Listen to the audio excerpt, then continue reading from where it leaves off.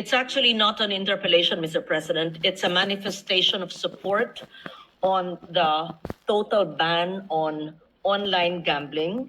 And I would like to thank our esteemed colleague from Bukidnon and the Philippines for bringing this to our attention today. I think half the Senate are authors of our own versions of the ban on online gambling. And I was expecting it to be mentioned last Monday. I hope that there could be pronouncements in the coming days, if not weeks, for either an executive order or just simply for the PAGCOR to discontinue its online gambling program. So I rise to express my full support for the privileged speech delivered by Senator Juan Miguel Zubiri on the urgent and disturbing issues surrounding online gambling operations in our country. We have long regulated access to casinos and other forms of traditional gambling. The requirement of physical presence and the face-to-face nature of these establishments served as an additional hurdle, one that often made individuals think twice before spending their money. Unfortunately, the rise of online gambling has erased these barriers.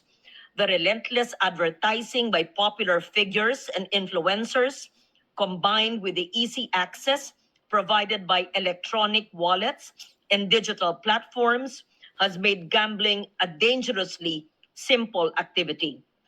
It is now accessible anytime, anywhere, even to the youth and other vulnerable groups.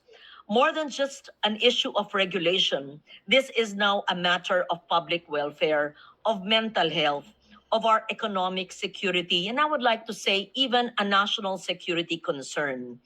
What is at stake now is a kind of future we are allowing to take root in our country. So I thank our colleagues who had filed their versions of the ban on online gambling and Senator Zubiri today for raising this timely and critical issue. I express my full support for further investigations and legislative action that will reflect our duty to protect the Filipino people from systems that exploit the vulnerabilities for profit. This growing social scourge brought about by online gambling cannot be justified by any amount of revenue that it generates. The Senate, as an institution, is always called upon to protect the dreams of Filipino families and to steer them away from the traps of any form of addiction and the false promises of games of chance. Thank you. And I would like to reiterate my support. Thank you, Senator Legarda. Majority Leader. Yes, Mr. President, Senator Raffy Tulfo is likewise seeking the floor. I move that he be recognized. Senator Raffy Tulfo is recognized. Thank you, Mr. President. The welfare of the Filipino people comes first. May isang lumalaganap na epidemya ngayon sa ating bansa. Mabilis at tahimik itong kumakalat sa bawat tahanan at ito ay ang online gambling. We need to step on the brakes now and put an end to this. I therefore express my strong support for the firm stance taken by Senator Zubiri, who has also long called for the outright ban of online gambling. Isang addiction po ang online gambling. Isipin nyo, tataya ka lang ng 20 pesos, napakadali. Parang walang mawawala, pero unti-unti ka nang nalululong at hindi na 20 pesos ang pinag-uusapan.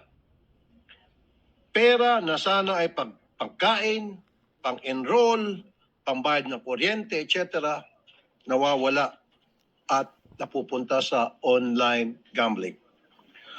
Online gambling platforms are highly accessible, addictive, and dangerously attractive.